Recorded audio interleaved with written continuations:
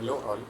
हमारे आज का थियरी का जो यूनिट 2 है वो है relational algebra and calculus.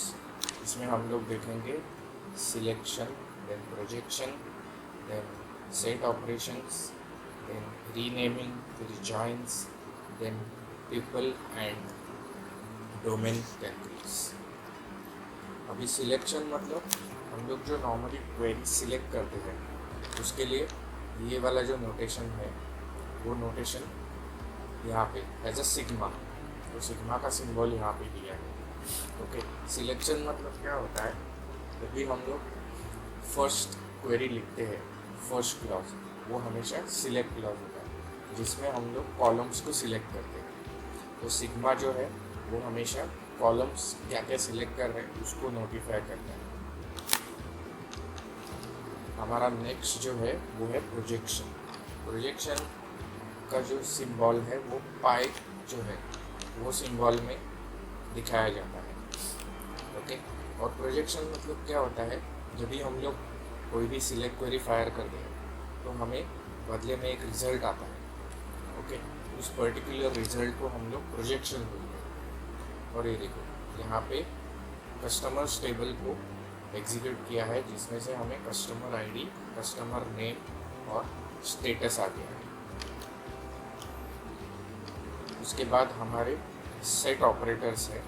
Set operators में यूनियन होता है। यूनियन मतलब दोनों को कंबाइन, ये देखो आर यूनियन एस, मतलब टेबल ए है टेबल बी है तो दोनों टेबल का डेटा कंबाइन करके हमें रिजल्ट मिलता है। ओके, उसके बाद आता है डिफरेंस।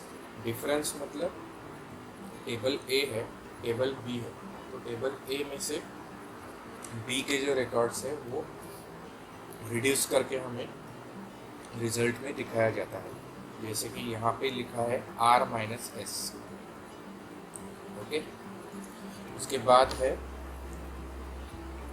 कार्टेशन। कार्टेशन मतलब multiplication, multiplication of two tables. मतलब ये देखो यहाँ पे लिखा है आर क्रॉस एस, मतलब अभी जो टेबल ए है जैसे कि आर है, आर में है 20 रोज और एस में भी है 20 रोज, तो दोनों रोज का मल्टीप्लिकेशन होके दैट इज 40 रोज हमें आ जाएंगे। तो इस तरह से ये ऑपरेटर या फिर जो पार्टीशन है वो वर्क होता है। उसके बाद आता है रीनेमिंग। रीनेमिंग का मतलब क्या होता है, हम लोग टेबल का नाम चेंज करते हैं या फिर कॉलम का नाम चेंज करते हैं, उसमें उस केस में हम लोग उसको बोलते हैं रीनेम। ओके, मतलब अभी लेट्स टेक एग्जांपल, एक टेबल है हमारे पास एम्प्लॉई आईडी। ओके, और उस एम्प्लॉइज टेबल है और उसमें हमारे पास है एम्प्लॉई आईडी करके कॉलम, और एम्प्लॉई आईडी जो कॉलम है वो कैसे मेंशन है, एम्प्लॉई अंडरस्कोर आईडी। बट मुझे अंडरस्कोर अगर हटाना रहेगा तो मैं रीनेमिंग वाला प्रोसेस यूज करूँगा। ओके, उसके बाद हमारा आता है थीटा जॉइंट। मतलब ये देखो यहाँ पे थीटा सिंबल करके दिया है।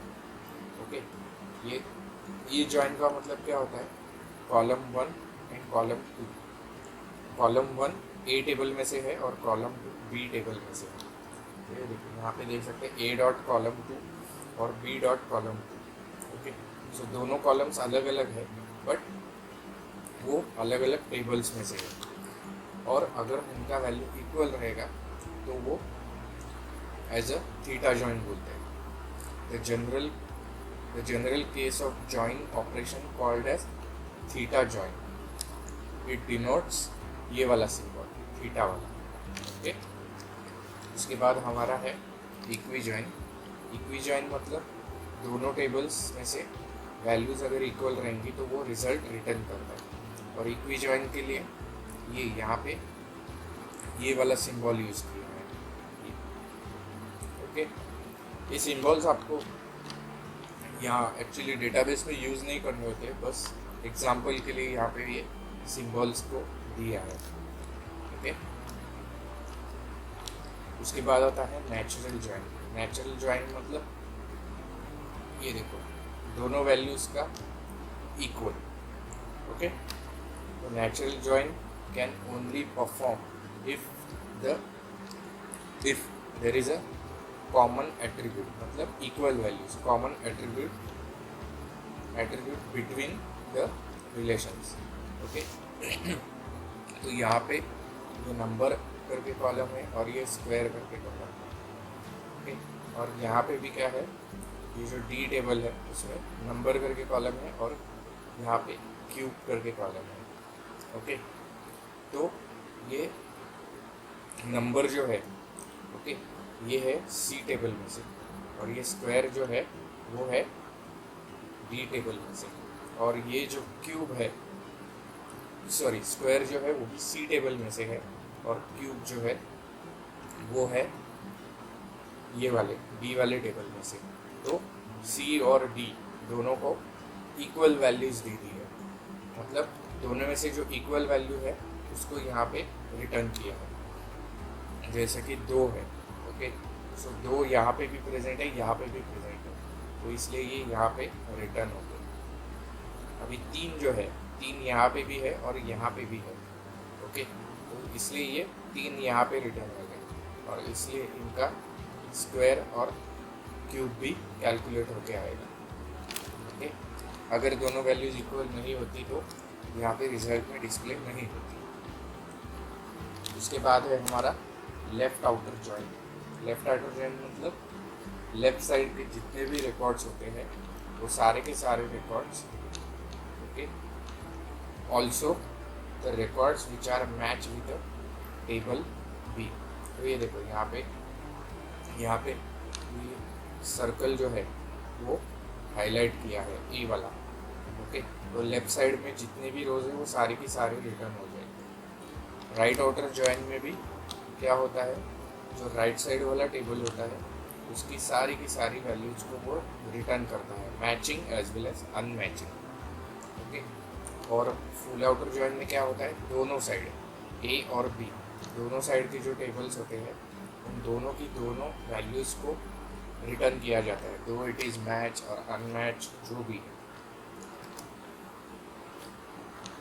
उसके बाद हमारा लास्ट टॉपिक है वो है tuple and domain calculus. Okay, tuple relation calculus मतलब filtering the variable ranges over the tuple.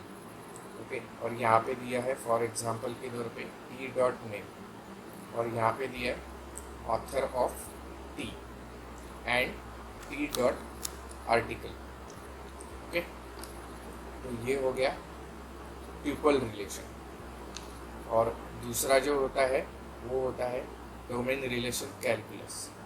अभी in domain relation calculus the filtering variable uses the domain of the attribute instead of entering tuple value। tuple value मतलब जो table होता है, table उसके रो का value.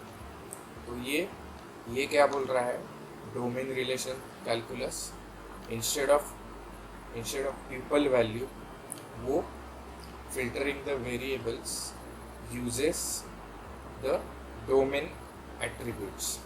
Okay, तो वो domain attributes को लेगा इंस्टेड ऑफ ट्यूपल। ओके, ये नीचे उसका एग्जाम्पल भी दिया है, ये आप देख सकते हैं, यहाँ पे एग्जाम्पल भी मेंशन किया। Okay, so this is all about unit 2। Thank you. Don't forget to subscribe and press bell icon for new updated videos. Like and share videos with your friends.